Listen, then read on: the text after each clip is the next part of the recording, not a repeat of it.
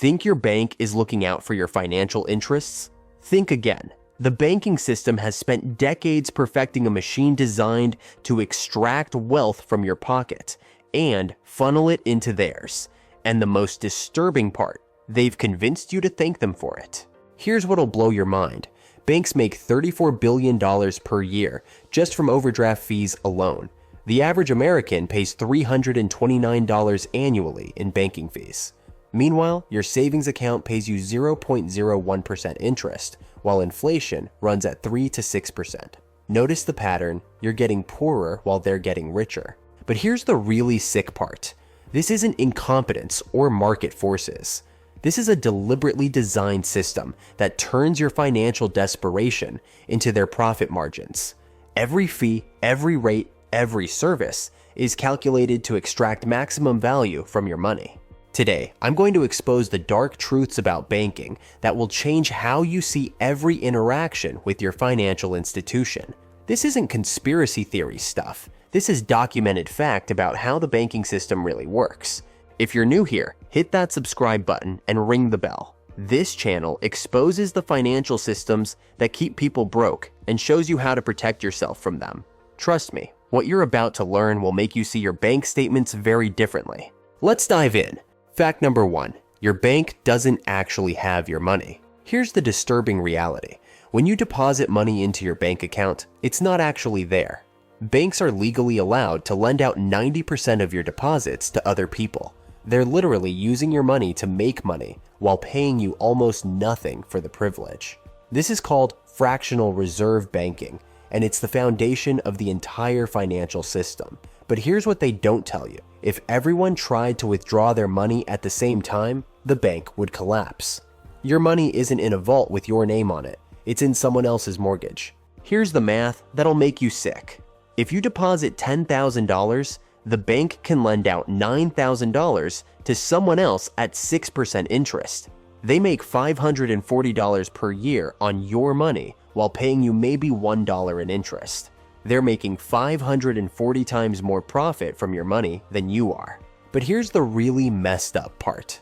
They charge you fees for the privilege of letting them use your money. Maintenance fees, transaction fees, minimum balance fees.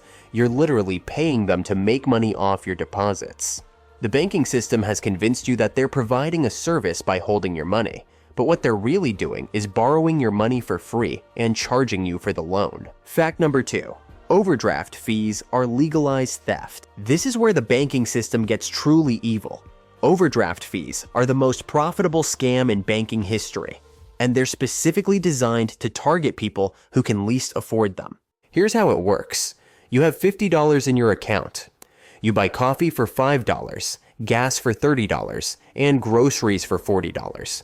Instead of declining the transactions, the bank pays them and charges you $35 for each overdraft. You're now $95 in debt and owe $105 in fees. Your $75 in purchases just cost you $180. But here's the really sick part. Banks deliberately reorder your transactions to maximize overdraft fees. They process your largest transactions first, even if you made smaller ones earlier in the day. This creates more overdrafts and generates more fees. Here's what'll make you angry. The average overdraft fee is $35 for transactions as small as $5. That's a 700% interest rate on a loan you never asked for. If a loan shark charged those rates, they'd go to prison. When banks do it, they call it customer service. Banks make $34 billion per year from overdraft fees. That's more than the GDP of some countries.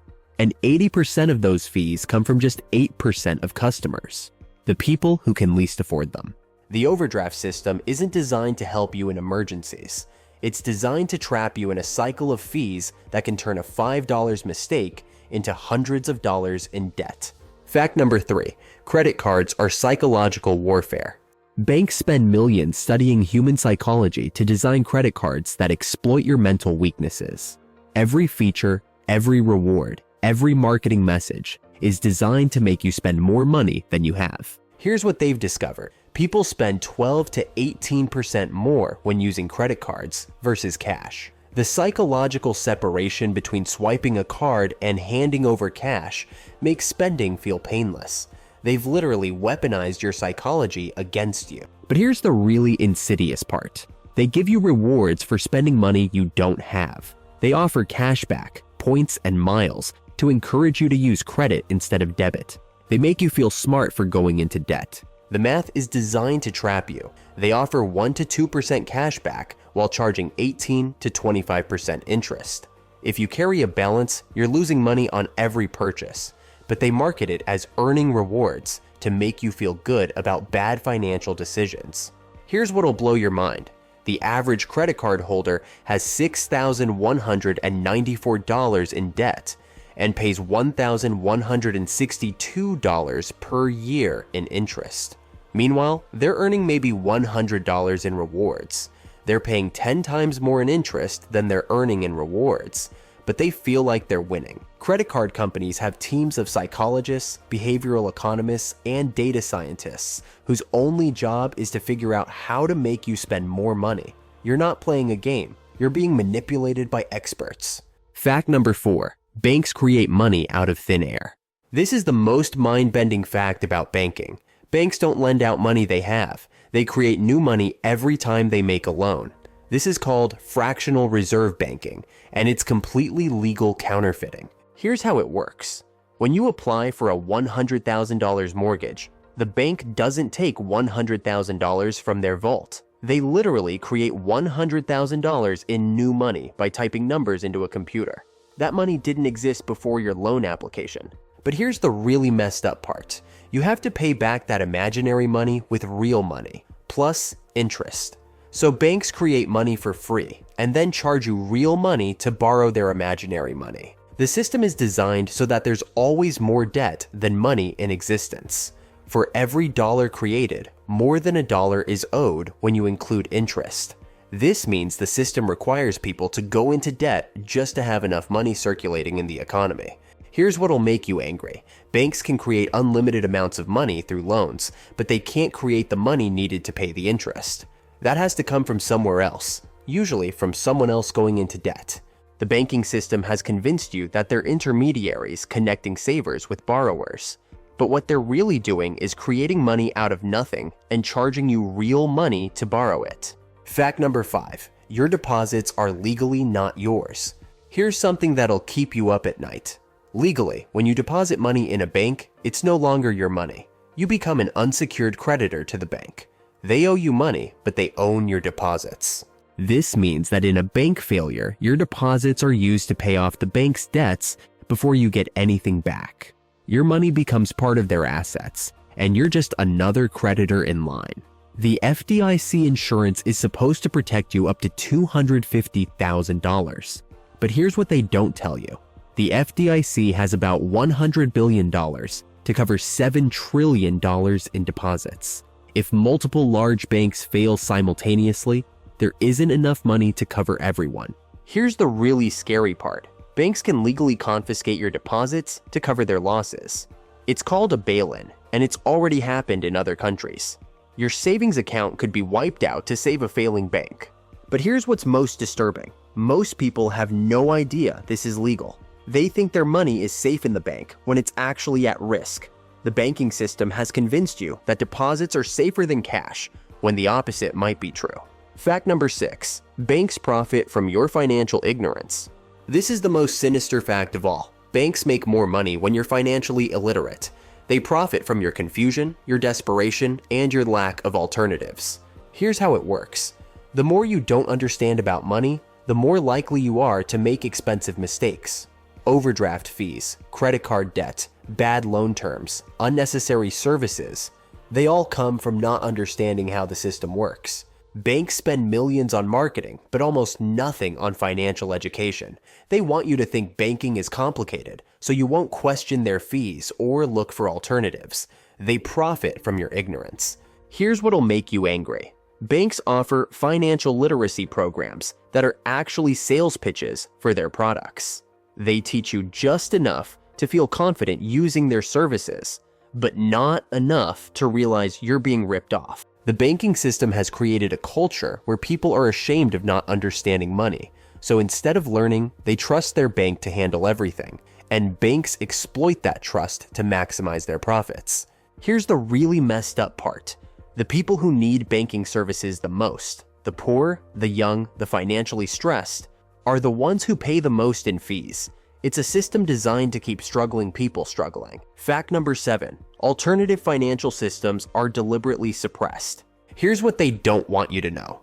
There are alternatives to traditional banking, but they're actively suppressed by the financial system. Credit unions, peer-to-peer lending, cryptocurrency, and community banking all offer better deals than traditional banks.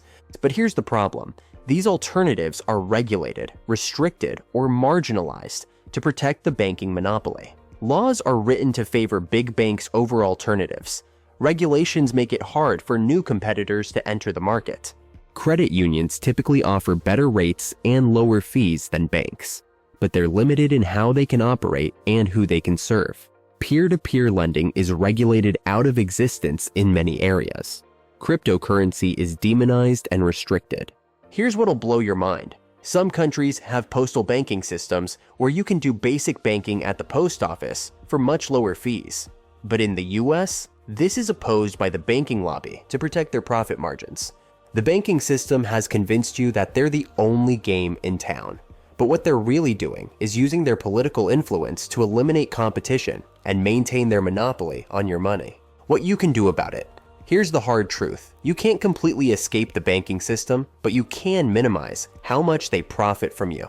The first step is understanding that your bank is not your friend. They're a business designed to extract wealth from you. Start by eliminating unnecessary fees.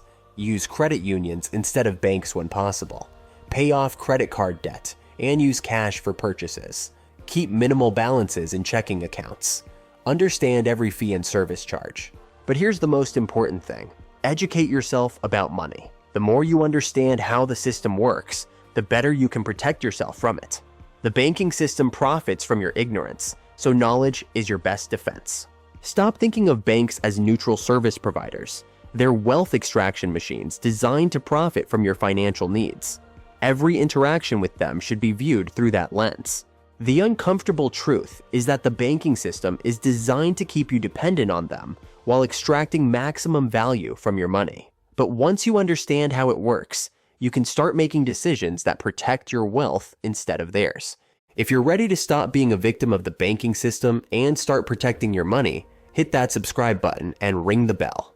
And let me know in the comments what banking fee or practice bothers you the most, because recognizing the problem is the first step to solving it.